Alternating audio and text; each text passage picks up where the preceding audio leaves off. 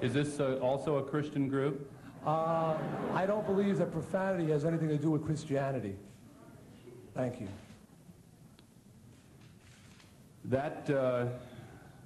It's just an interesting choice because I was getting the impression from your presentation that you were a very wholesome kind of performer, and that is an interesting title for your fan club.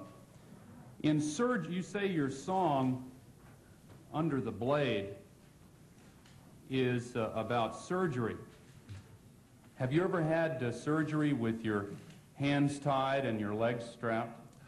The song was written about my guitar player, Eddie Ojeda. He was having polyps removed from his throat, and he was very fearful of this operation. And I said, Eddie, while you're in the hospital, I'm going to write a song for you.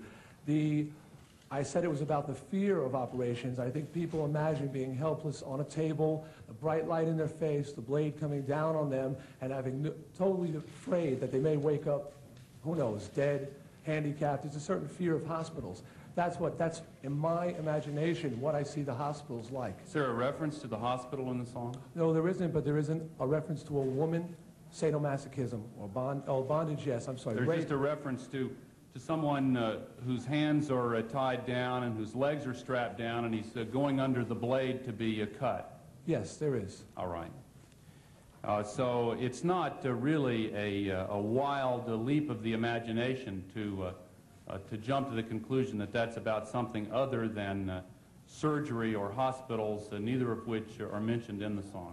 No, it's not a wild jump, and I think what I said in one part was that songs allow a person to put their own imagination, experiences, and dreams into the lyrics. People can interpret it many ways. Ms. Gore was looking for sadomasochism and bondage, and she found it. Someone looking for surgical references would have found it as well. Yeah. Why do you think there is so much sadomasochism and bondage in some of these new songs? I cannot speak for the other artists. I am only here to defend myself, and hopefully by speaking for myself as one person, songwriter in a band that I feel has been unjustly dumped on, that will just warn us of the dangers of what we're trying to do here. I really can't speak for the other bands. Now, you made reference to a comment about T-shirts. I would simply note for the record that the word T-shirts was in plural, and one of them referred to a twisted sister, and the other referred to a woman in handcuffs, and was not intended, as I understand it, to say that you appear with a woman in handcuffs. In fact, there are a lot of different T-shirts and advertisements. In fact, I've noticed from some of the fan magazines of particularly heavy metal that little sadomasochistic outfits are advertised with the fingerless gloves and spikes and studs on them, and that these little S&M outfits are marketed to teens and preteens. Is that correct? Well, they are marketed. Who buys them, I'm not sure. I'd just like to say, in reference to the comment about T-shirts, I have with me a taped cassette of the exact... No, I'm reading from your transcript of it in your statement. I have to check the transcript, but again, I'll say when it was said, there was no question she was referring to a Twisted Sister T-shirt. There was no question if I played the tape for anybody. In your own transcript, it's plural T-shirts, and 2 examples are cited, but I don't want to belabor that point. Now, you said that you can look at the titles of albums and look at the covers and tell what kind of material is inside. Does the title Purple Rain give you an indication that the material is about masturbation? Do you mean the album title, Purple Rain, not the song title? Yeah. No, it doesn't. I didn't say in all cases. I believe I covered that, those occasional albums that are a bit misleading. That, like I said, I don't think a store would refuse a parent who came in and said, I don't like what's on this record, I would like my money back. So the choice the parent has, then, is to sit down and listen to every song on the album, right? Or read the lyrics if they're on the record. What if they're not on the I mean, I think there's pretty general agreement that if the lyrics are printed, that's one possible solution for this. Let's suppose the lyrics aren't printed. Then what choice does a parent have? To sit down and listen to every song on the album? Well, if they're really concerned about it, I think that they have to. Do you think that's reasonable to expect parents to do that? Being a parent isn't a reasonable thing. It's a very hard thing. I'm a parent and I know. Okay, I'm a new parent. I only have one child maybe, but I am learning that there's a lot to being a parent that you didn't expect. It's not just, oh, isn't baby cute?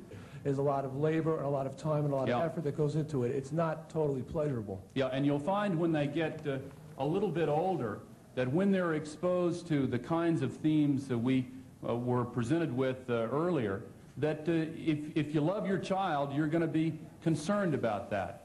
And if you want to protect that child from unnecessary exposure to inappropriate material, you sometimes need a little help, the kind of guidance that is presented in the movie industry. And it is totally unreasonable, in my view, to expect parents to come and sit down and listen to every single song in the albums that their children buy in order to fulfill their responsibilities as parents.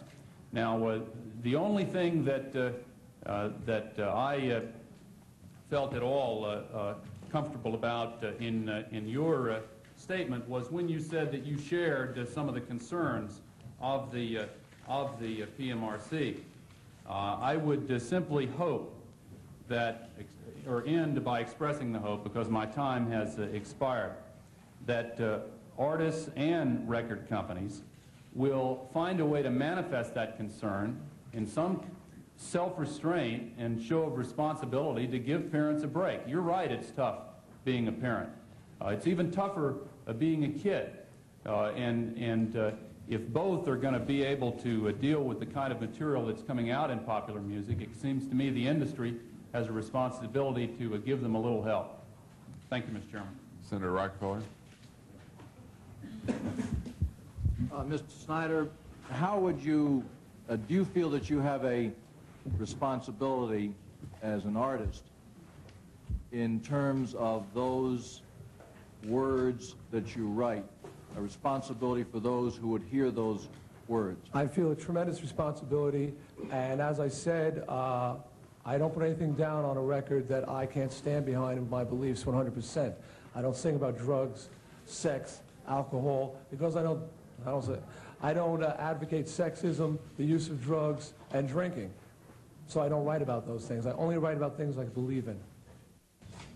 And that's the way you define what your responsibility is? That is, not to write about things that you don't believe in? Yeah, that's about it. Yeah, that's how I define my responsibility. To write about things that you can stand behind. I feel myself to be a moral person, and I think that I have a lot of positive things to tell people about. And everything, like I said, on my records, I will stand there and say, yes, I wrote those words, and this is what it meant, and this is what I was trying to say, yes. Do you think that, parents, not only those who are in PMRC, but other parents who are concerned here and across the country about the development of new trends in music and the lyrics that go along with that music are naive or somehow missing the point?